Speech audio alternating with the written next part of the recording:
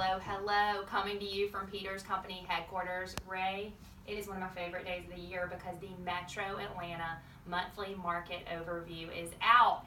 And I am joined by one of our team members, Ray Chaffardini, who is sporting a fine mustache, might I add, for the month of Movember.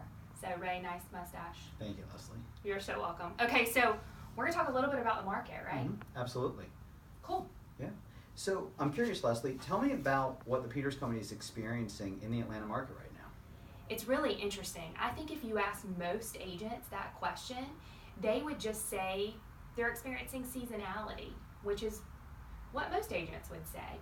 Here at the Peters Company, we actually believe that we're in a shifting market and we're starting to see a shift.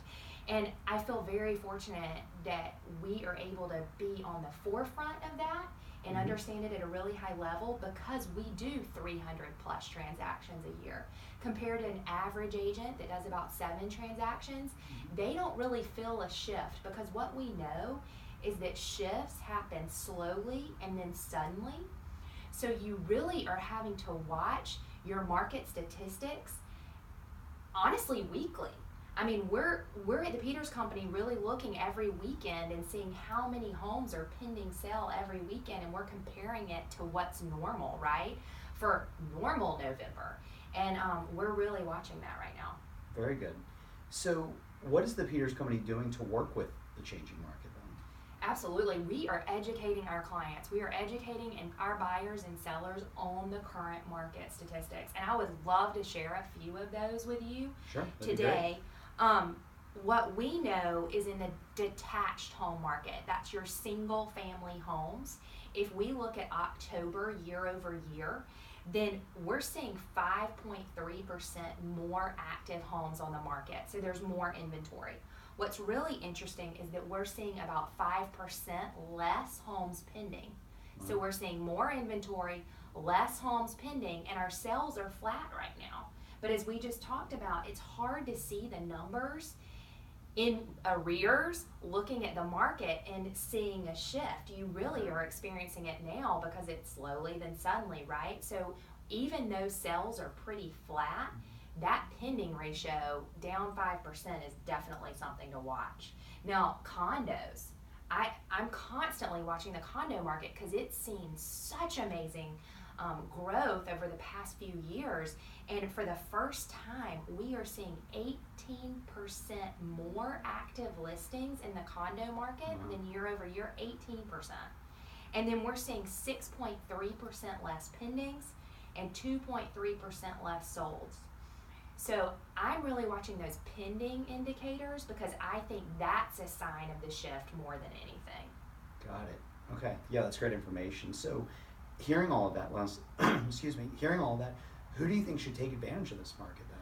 Oh, wow. Well, I always think that there's never a bad time to buy a great house. And what you guys are probably thinking, listening to us, or what you're probably thinking, Ray, is, oh no, a shift. I'm not going to do anything.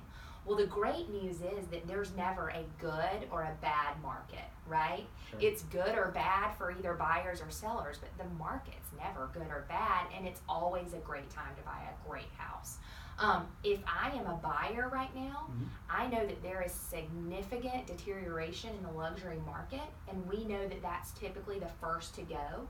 So if I'm selling my $500,000 house and I'm going to move up to the $750,000 price range, what an opportunity, because 500 is still a seller's market. You get into 750 and you're in a seller's market. So you get to take advantage of that move up.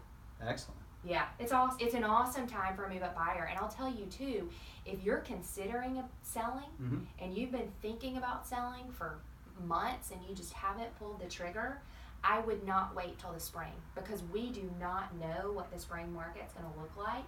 And if we continue to see lower pending ratios, you could actually get less money from your house in the spring than you can get right now. Got it. Okay. And, Lesley, I've heard that interest rates may be rising this year. What would you recommend to someone knowing that could be the case? If someone's looking to buy a home, how would that affect them? Yeah, absolutely. So we have heard that the Fed is going to raise interest rates again by the end of the year. And they're also thinking about, I think, 3 more rate increases over the next year is what economists are kind of speculating. So for every percentage point that an interest rate rises, that decreases your affordability by 10%. So if a buyer is looking right now at a current rate that's 1% lower and they want to buy a $300,000 house, if the rates increase by a whole percentage point come spring, they can't afford that $300,000 house anymore. They're going to be looking at 10% less, so they're going to be buying a $270,000 house. Wow. So it makes a tremendous difference. And now, you know, a lot of sellers that have their home on the market this time of year are motivated. So now would be a great time to lock in a low interest rate and buy before the end of the year. Very good.